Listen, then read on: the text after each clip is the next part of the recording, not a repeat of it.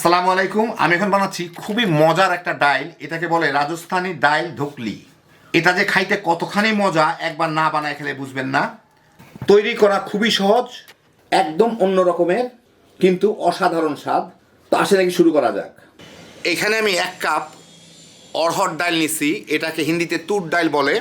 এটা খাইতে সবচেয়ে মজা এবং সবচেয়ে পুষ্টিকর ডাল। গ্রামাঞ্চলে আগে পাওয়া যেত, এখন যায় কিনা যায় না, কিন্তু ঢাকা শহরের বড় বড় মুদি দোকানে পাওয়া যায়, বড় বড় বাজারের আর কি। আর কেউ যদি এটা না পান, আপনারা ইচ্ছা করলে এটা মুগ ডাল দিয়েও বানাইতে পারেন, অথবা বুটের ডাল দিয়েও বানাইতে পারেন। চানা ডাল, বুটের ডাল এগুলা, অথবা মুগ ডাল দিয়েও বানাইতে পারেন। তো আমি এই ডালটাকে এখন ভালো করে ধুয়ে সামান্য একটু লবণ দিয়ে সিদ্ধ করে নিব। আমি এখানে আধা কাপ আটা নিচ্ছি, আটা, গমের আটা, আর 2 টেবিল চামচ বেসন। এর সাথে 1 চা চামচ ঘি দিব, স্বাদ মতো একটু লবণ দিয়ে এইটাকে একটু আটার সাথে মেখে নিই। ঘি আর বেসন, আটা, লবণ সব একসাথে ভালো মতো মিশিয়ে নিলাম। এখন এর সাথে আমার দিতে হবে আরেকটা জিনিস, সেটা হচ্ছে আজওয়াইন অথবা জৈন। এটাকে জোয়ানো বলে অনেক জায়গায়, নাম হচ্ছে আজওয়াইন অথবা জৈন। মুদির দোকানে পাবেন বিভিন্ন, খুব ভালো একটা ফ্লেভার আসে। এটাকে আমি একটু এইভাবে ডোলে এর সাথে মিশিয়ে দিব। এখন একটু একটু করে পানি দিয়ে আমাকে এটা একটা রুটির মতো খামির করে নিতে হবে।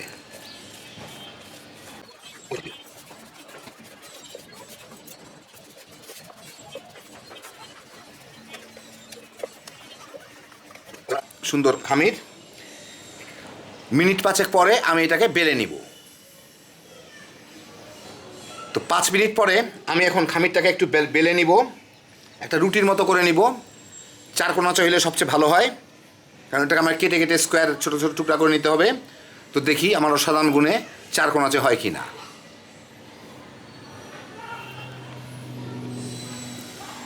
তো বেলে নিলাম, হইল এরকম হয়েছে রুটিটা। এতখানি মোটা, মানে আমাদের নর্মাল রুটির মতো, পাতলা রুটির মতো না। এখন এটাকে আমি কেটে নিব ছোট ছোট টুকরা করে, 4 কোনা টুকরা করে আর কি। দেখি এইভাবে, হ্যাঁ এই যে কেটে নিলাম। এই যে দেখেন এইরকম হলো, এইটাই হচ্ছে ধোকলা। এটাকে আমার ডালের সাথে দিয়ে দিতে হবে। আমি এখানে একটা কড়াইয়ে 1.5 টেবিল চামচ ঘি দিচ্ছি। এটা ঘি দিয়েই করে, সেই জন্য দিচ্ছি। যদি আমার মতো ফৈনি আর কিপটা 1.5 টেবিল চামচ ঘি দিতে বুকটা ফাইটে যাইতেছে, তারপরেও দিতে হইলো, কারণ রেসিপি অনুযায়ী দিতে হয়, কিছু করার নাই। ঘিটাকে আমি একটু গলায় নেই।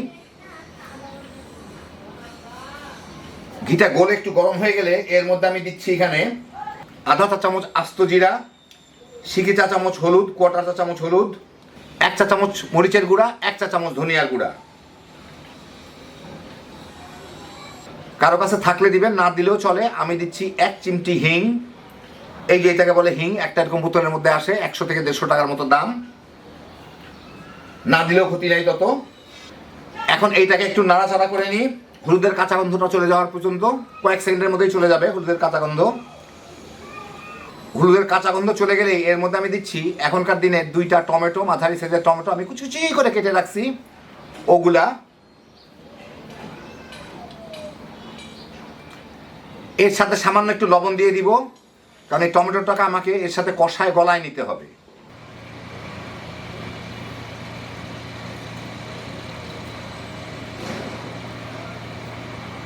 একই সাথে এর মধ্যে আমি দিয়ে দিচ্ছি একটু কাঁচা মরিচ আর লাল মরিচ কুচি কুচি করা, আর 2টা শুকনা মরিচ একই সাথে ভাজা হয়ে যাক। এই 5-6 মিনিট ভেজেই টমেটোটা যখন তেলটা ছেড়ে দিবে, দেখেন ঘিটা ছেড়ে দিছে, টমেটো অত সিদ্ধ হয় নাই, কিছুটা নরম হয়েছে। এখন আমি টমেটোটাকে একটু চেপে চেপে গলায় দিব, যতদূর গলানো যায় দিলাম। এখন এর মধ্যে আমার এই সিদ্ধ করা ডালগুলো দিয়ে দিব।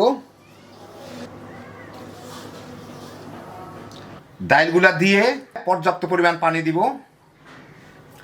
এখন আমি একটু মিলাই, ডাল সিদ্ধ করার সময় অল্প একটু লবণ দিছিলাম, এখন এর মধ্যে লবণটা দেখে লবণ দিতে হবে। দিয়ে দিলাম লবণ। এটা একটু ভালো করে মিলাই দিই। এখন এর মধ্যে আমার দিয়ে দিতে হবে এই ধোকলাগুলা, মানে এই যে রুটি বানা যে কেটে রাখলাম এইগুলা দিব, বিভিন্ন জায়গায় ছড়াই ছিটায় দেই। প্রয়োজন মতো পানি লবণ দিয়ে দিব, যা যা লাগবে দিয়ে একটু মেশায় এইটাকে এখন ঢেকে আমি 7-8 মিনিট জাল দিব, এই ধোকলাগুলা সিদ্ধ হওয়া পর্যন্ত আর কি। প্রায় 8-10 মিনিট জাল দিলাম। এই হচ্ছে আমার ডাইলের অবস্থা। এখন ওগুলা সিদ্ধ হয়ে গেছে, ধোকলাগুলা সিদ্ধ হয়ে গেছে। আমি এখন এর উপরে একটু ধনিয়া পাতা ছিটাই দিব,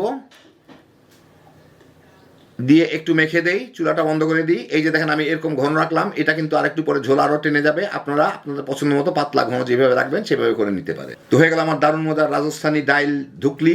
এখন আপনাদের আমি একটু পরিবেশন করে দেখাচ্ছি। তো এই দেখেন হয়ে গেল আমার দারুণ মজার রাজস্থানি ডাইল ধুকলি। এই রুটিগুলা মানে যেটা বানায় দিলাম ধুকলি যেটাকে বলে আর কি, এই যে রুটিগুলো আর কি, রুটির টুকরাগুলা, এইটা খাইতে যে এত মজা একবার না বানায় খেলে বুঝবেন না।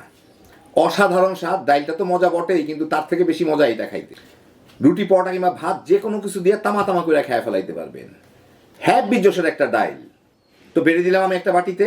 এখন এর উপরে সাধারণত একটু ঘি দিয়ে দেয়, তো আমি একটু ঘি গলায় দিয়ে দেই আর কি, কিচ্ছু করার নাই। আপনার ইচ্ছা করলে এটা মুগ ডাল কিংবা চানা ডাল, বুট ডাল দিয়েও বানায় নিতে পারেন। একবার বানায় দেখেন। আল্লাহ আপনাদের সবাইকে ভালো রাখুন, সুস্থ রাখুন, নিরাপদে রাখুন। ইনশাল্লাহ বেঁচে থাকলে আবার দেখা হবে। আল্লাহ হাফেজ।